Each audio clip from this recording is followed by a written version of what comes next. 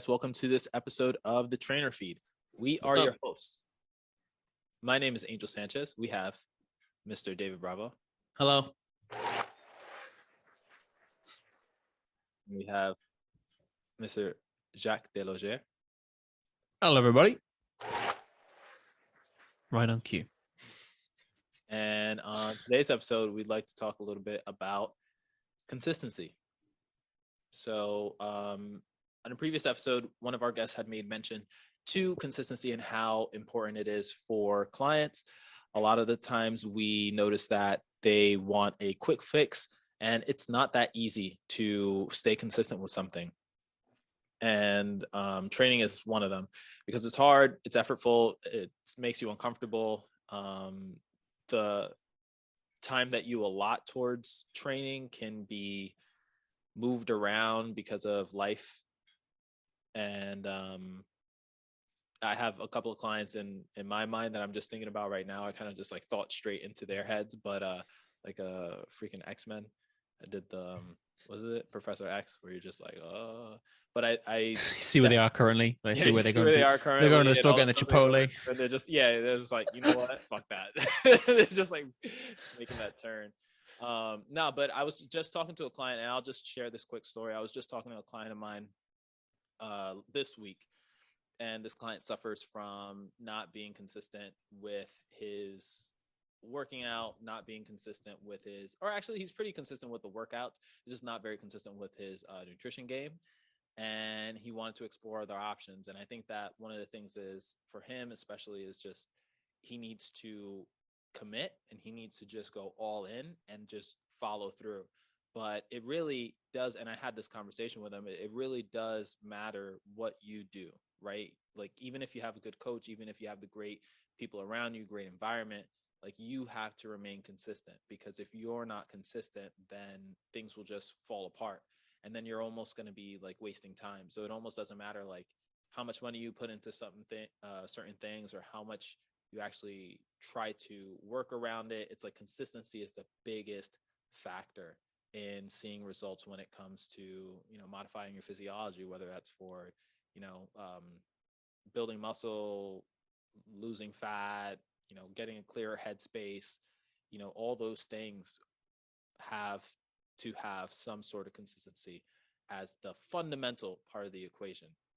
But what's up with you guys? Do you guys struggle with consistency, and have clients struggle with consistency, and what are some workarounds? I think if we tie in habits of consistency, that's a big game changer there, because when someone thinks about setting their fitness goals for starting off in January, every start of the new year, the jokes are made, or you'll never keep it up and everything. But if most of those people don't see it out, it's because the goal went from being assuming the future self, the future version of you is going to do it, it's going to change. And the current version of you is, all right, it is what it is right now, in a month, I'll be able to do it in a month, and if you just allow yourself to make it a reasonable commitment to allow the habit to become something you consistently do. So if we've probably talked about this in the past, where if you don't go at all, fine. Make it a very manageable thing to go start going, twice a week or 3 times a week, whatever it is. But I just think if it's hard to become consistent at something if it's the bar you're setting is too far from where your current baseline is and where you're trying to reach to, so it's fine to get motivated and to get inspired by these things. And yes, you want to, you read about professionals or actors who make transformations, and they have, they worked this hard for this long, I'll do it. And they ate this, so it must mean it must work for me. It's like, whoa, hang on. There's that was this person's blueprint. It's a little different for everyone else. So I just think the important thing about consistency is allow yourself the habit. The habit takes 3 weeks typically to form before it's typically something you own. So I think just give yourself a couple of new habits, one or two a month, and just make them very manageable. And I think it's important to suggest that you set the bar very low as well. Because if you're more likely to stay on track if the bar is set too low than too high. I think studies have shown that it's definitely a better thought process to have them with the bar too low, and you kind of get on that path. That's how I feel about it anyway. No, that's true. I wanted to say also that I had people try to say this bar needs to be this, right? Like, why am I going to do anything else other than this? Because this is what I need. And I've tried to break it down and I've tried to say, hey, how about we take it a couple of steps back or try something a little bit different? But some people just are, they get fixated on if I'm not doing this, then it doesn't matter, right? If I'm not doing, for example, if I'm not walking 5 miles a day, or if I'm not taking 10,000 steps a day, then it doesn't matter that I take the steps at all. So I just might as well just walk 500 and then just call it a day. I mean, that's the all or nothing approach, and that's something that I think people need to not do very often, because if like you said, if they're like, oh, if I didn't do this, then what's the point? Exactly. Like, no, like go, like do it. I mean, it's gonna help. Yeah. You know, it's worse if you don't do anything, you know, about it. If it's something that, let's say you're doing 10,000 steps a day and you walk 99,000 steps and then you beat yourself up about it, it's like, dude, you walk 9,000 steps. It's fine. Right. And then the other thing is, like, in all these stories that, and you would think that people would understand that kind of like globally, because in all the stories that you see, like in, you know, movies or TV shows or, you know, even life experiences, you don't just go from one person to the next overnight. And you need those small steps, right? Like, I watch a lot of anime. Some say I watch too much anime, but you have the progression episode over episode with the redundancies and the flashbacks and the gazing out into the ocean and remembering that time that your grandpa told you you could do it. Like, these are all steps that you take in order to have that development happen. And you have that character. Yeah, you have that character development. Except the Dragon Ball Z filler episodes. Oh, yeah, except those. Yo, but Naruto, Jesus. Naruto is like, they spend 95% just flashing back to the first couple of episodes, which is fine. On Naruto, it's another Naruto. No, like in DBZ, they would have like 3 episodes that takes up a fucking fight that's like 2 minutes long. Right, exactly. And the power-ups, and then it's like, next time on Dragon Ball Z. Yeah, but yeah, so like, you need that character development. It doesn't happen overnight, and you need those experiences to make it worthwhile. Like, you're gonna go outside on days like today, where it is cold, right? And you're gonna have to put up with that. Then the next day you go out, it might not be as cold. Put up with it. Oh yeah. I'm just mad my scooter's broken. That's all. Happy February. Your scooter's broken. You got the problem with the the problem with the tire. Then I take it to one store, and then he fixed the tire, and then the motor's messed up. It's gone beep beep beep beep beep beep beep beep beep beep. So I'm like, all right, so I sent it back, but the emails were funny, man, from the company. They're like, all right, well, we're focusing on it, and we wish you a happy life. And I'm like, wait, is this a real thing? These people? I was, I called them up and I was like, I just want to make sure you guys got my thing, because the last email, it says, if you have any other questions, please feel free to contact me. I'm always there. Thank you very much. Wish you a happy life. And I was like, well, I'm not dead. And like, just set my scooter and I'm not dying. That is an odd. That's wild, right? I was like, that's a weird, signature. But anyway, yeah. So facing the cold, but it's all good. Sorry, I didn't even know where you guys were going there. Sorry. Happy February, guys. Happy February. Yeah. Simple February. No, you can't buy consistency. The other thing is, like, yeah, you can't buy consistency. I was gonna go off on another tangent, but let's keep it at that. But with the consistency as well, with, for example, sleep, when someone's too wound up with finding the best, every time someone asks me about the best product or the best creatine or supplement, I'm like, just eat food. Just eat food. If you're eating 5 meals a day and you need to be in a calorie surplus and you're struggling to get that 6th meal, okay, then supplements might be the issue. But if you're eating 2 meals a day, I'm like, nah, just eat a meal. Just eat real food.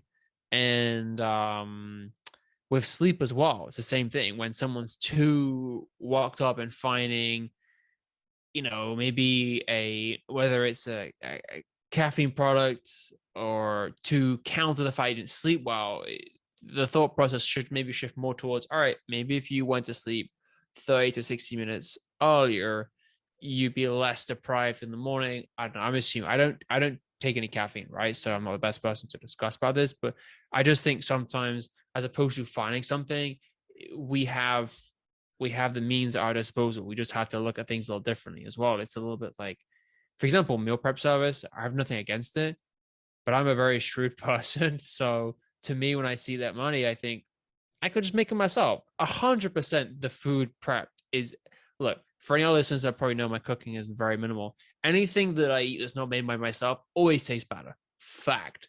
Because I don't put much seasoning. I put no salt in my food. It's pretty bland. And then is that because if I grew up in the UK? Possibly, but I'm very bland about my cooking. And right, but to me, it's just like people at the club a while back were like, "Oh, how come you prep all your food?" I said, they looked at me like I was crazy. It's like, one, as a starting off trainer, I couldn't afford to buy every meal. Like in New York City, it's lunch is an average of $15, assuming tax included. There's a place nearby me that I went because it was plant-based. After tax, came to $17, $18 for like a salad and a bit. I'm like, I can't justify that. That's just, to me, it's bananas to have that 3-4 times a day. So, and I just think in terms of where I was going with this when the person was asking me is, imagine you want to be in control of someone having physical change or this mental change, whatever. Let's say it's performance, right? And let's say you came in the new year, it's February. Okay, you want to get back on track. Well, if you have control of your meals, not only do you know that they're going to be there when you're at home, right? So the conversation I have with a lot of clients is, it's late, I'm tired, I don't want to cook, so I order out. Is that fair to say that these are some of the conversations you guys also get? Red flag. Big red. But is that something that you guys also hear? Like, yeah. I do that too. I get home sometimes at 8, 9 o'clock. I'm like, I'm not gonna cook. Well, that's the thing. Like setting yourself up and for success. You're gonna be exactly. Yeah, Jacques' point is spot on, because like I know that I cook for a couple of meals, and I know it's not gonna be very, like, my week ahead. I'm not very excited unless I cooked it up like crazy, which sometimes I do, but I'll say rarely, just so people don't say, oh, that's it, what are you cooking? I'm not cooking anything you want. Go home. But like it's not very enticing, because what's going to be next, and it's going to be the same thing that you had the day before, and probably the same thing that you're going to have the day after. So it's not very fun. Sometimes I'll switch it up and I'll have like different veggies. I know we spoke about that when we first started the podcast. Just to touch base on that, I'm still roasting my veggies, so I still like switch it up. I got like broccoli, asparagus. The Brussels sprouts were just the beginning, guys. I took it to a whole new level. He just got that bok choy. But you know what I mean? The bok choy, you know what I mean? He's got them collards. But all that's to say that it prepares me for the next day. So it prepares me for the week, so that I don't have to worry about what I'm going to eat. And then I don't have to worry about ordering something. First of all, the food's going to come late. And second of all, the food's going to cost you an arm and a leg. So why am I going to worry about that? At least hold it down Monday through Friday, and then Saturday and Sunday, if you want to spice it up, you spice it up. Spice it up. Out, you go do what you got to do. Also, breakfast is another thing too. It's a game changer, man. Oatmeal is the cheapest thing. I even do that for travel. Let's take a little Tupperware with oatmeal with just some oats, so that way I like put some water in it, eat it, and boom, boom, boom, I'm good to go. Because sometimes when you travel, you don't have time. You want to do X, Y, and Z. But sometimes clients hit you with some friction when it comes to those things, but I just see it as one less thing you got to worry about, one less thing you got to pay for. 100%, man. Money, you don't have to figure it out. It doesn't cause you any stress, because you already know that it's taken care of. It's almost like wearing the same shirt and wearing the same pants every day to work. Like if you have 7 of that outfit, drawers included, you're set. It's one less thing you got to worry about. That's the point you're hammering home, is what I really like to emphasize is, sometimes it's the same, where we're all busy, we all have different schedules. If you have an hour here or there, for example, you spoke about those workouts, where this week I've happened to have a longer time to work out, which is the first time I've been able to work out over an hour consistently for a few times a week. But usually it's about 55 minutes to an hour. Then I got dip for a client, but if I have to run home, or if I got a meal with me, the meal's there. it's 2 minutes in the microwave. That's all I'm waiting. And sometimes I've done this where I've gone to put it in the microwave, finish a set, come back and it's ready because I have to be there on the time. To me, knowing I have something there, there's a little bit of a mental side with like my OCD and my like having things ready for me with that. But in terms of having something set up, and like you said, it's not that fun. It's kind of, but guess what? There was also someone in the fitness industry who speaks facts. I can't remember if it was Brett Contreras. I'm not sure who it was talking about change and performance and saying that it's not sexy. Real change is doing the same movements pretty much repetitively for a long period of time to attain change and to attain your performance and aesthetic goals, perhaps. But that's sort of what I want to piggyback off your point as well, saying, well, I have sometimes the same meal. This is wild. People don't get this. Sometimes I'll have the same meal 3 times a day for months, and the weekend I'll have only 1 a day. But there's just but guess what? I don't want to spend like an arm and a leg, as you said, on food. Also, the other thing about ordering in, not only is it just time, but I don't know 100% of what's gone into that food.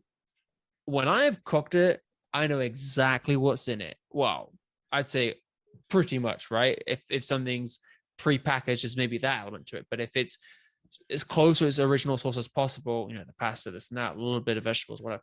Okay.